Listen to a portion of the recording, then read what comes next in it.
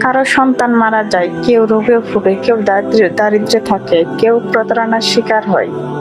তখন শয়তান করে আল্লাহ যেন তোমাকে এভাবে রাখলেন। আজ আমরা কোরআন, হাদিস, নবীদের কাহিনী ও বাস্তব জীবন থেকে জানবো আসলে কষ্ট কেন আসে, আর এর জন্য আল্লাহর রহমত কোথায় লুকানো থাকে। আল্লাহ সূরা আল মুলকে বলেছেন, তিনি মৃত্যু ও জীবন সৃষ্টি করেছেন তোমাদের পরীক্ষার জন্য, কে তোমাদের মধ্যে আসলে উত্তম। এই আয়াত প্রমাণ করে জীবন আসলে পরীক্ষার মাঠ। যেমন একজন ছাত্র পরীক্ষার হলে বসে কষ্ট না করলে পাশ করতে পারে না, তেমনি একজন মুসলমান দুনিয়ায় কষ্ট ছাড়া জান্নাত পেতে পারে না। বাস্তব উদাহরণ দিই, আমরা যদি দেখি একজন মানুষ সারাদিন পরিশ্রম না করে শুধু ঘুমায়, সে কোনোদিন জীবনে সফল হতে পারে না। তেমনি দুনিয়া আমাদের জন্য কষ্ট ছাড়া পূর্ণ সুখের জায়গা নয়। আল্লাহর সবচেয়ে প্রিয় বান্দা নবী ও রাসূলরাই সবচেয়ে বেশি কষ্ট পেয়েছেন। নবী আইয়ুব আলাইহিস সালাম 18 বছর অসুস্থ ছিলেন, দেহে ঘা, পরিবার ও সম্পদ হারিয়েছিলেন, তবুও বলতেন আল্লাহর প্রশংসা। নবী ইউসুফ আলাইহিস সালাম ভাইয়েরা কূপে ফেলে দিল, পরে কারাগারে বন্দী হলেন, অথচ শেষে মিশরের মন্ত্রী হলেন।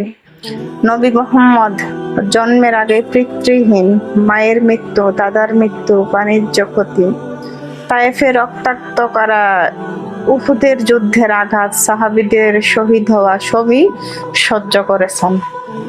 হাদিসে আছে, যাদের ঈমান সবচেয়ে শক্তিশালী তাদের পরীক্ষাও সবচেয়ে কঠিন। রাসূল সাল্লাল্লাহু আলাইহি ওয়াসাল্লাম বলেছেন, মুসলমানের ওপর যে কোনো রোগ, দুঃখ, দুশ্চিন্তা, এমনকি একটি কাঁটা বিঁধলেও আল্লাহ তার গুনাহ মাফ করে দেন। বুখারী, মুসলিম।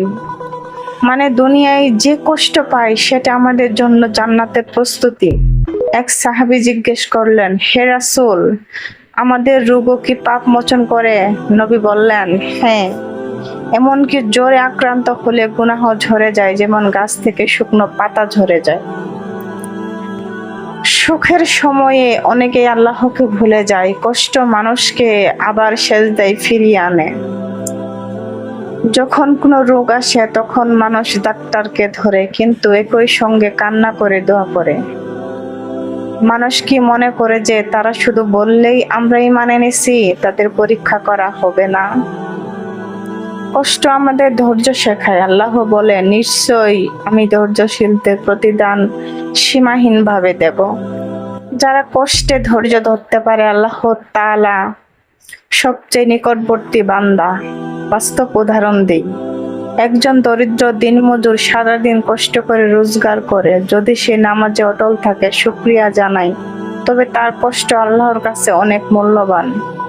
রাসূল সাল্লাল্লাহু আলাইহি ওয়াসাল্লাম বলেছেন, জান্নাতকে কষ্টের আড়ালে রাখা হয়েছে, কারণ জাহান্নামকে নফসের খেয়াল খুশির আড়ালে রাখা হয়েছে।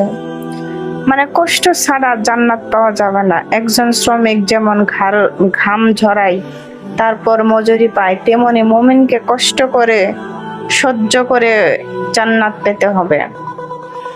আমরা অনেক সময় ভাবি কষ্ট মানেই ক্ষতি, কিন্তু অনেক সময় সেটাই আমাদের জন্য ভালো হয়। হতে পারে তোমরা কোনো কিছু অপছন্দ করছো, অথচ তা তোমাদের জন্য ভালো। কেউ চাকরি হারালো, কষ্ট পেল, কিন্তু কিছুদিন পর আরো ভালো সুযোগ পেল।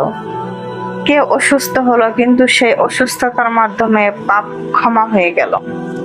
একজন গরিব শ্রমিক আল্লাহর উপর ভরসা করে কষ্ট সহ্য করলো, মৃত্যুর পর আল্লাহ তাকে এমন পুরস্কার দেন যা কোনো ধনী লোক পায় না। অনেক মা বাবা সন্তান হারান। রাসূল বলেছেন, যে মা বাবা ধৈর্য ধরে তার সন্তানের মৃত্যু সহ্য করে, আল্লাহ তাকে জান্নাত দান করবেন। কষ্ট মানে আল্লাহ আমাদের ছেড়ে দিয়েছেন, এটা ভুল ধারণা। বরং কষ্ট মানে আল্লাহ আমাদের গুনাহ মাফ করতে চান, আমাদের পরীক্ষা নিতে চান, আমাদের জান্নাতের যোগ্য বানাতে চান। তাই কষ্টকে ধৈর্য ও ঈমানের সঙ্গে মোকাবিলা করা উচিত। হে আল্লাহ, আমাদের জীবনে সব কষ্টকে সহজ করে দিন, আমাদের ধৈর্যশীল বানান, কষ্টকে রহমত ও পাপ মোচনের উপায় বানান। আমাদের সবাইকে জান্নাতুল ফেরদাউস দান করুন, আমিন।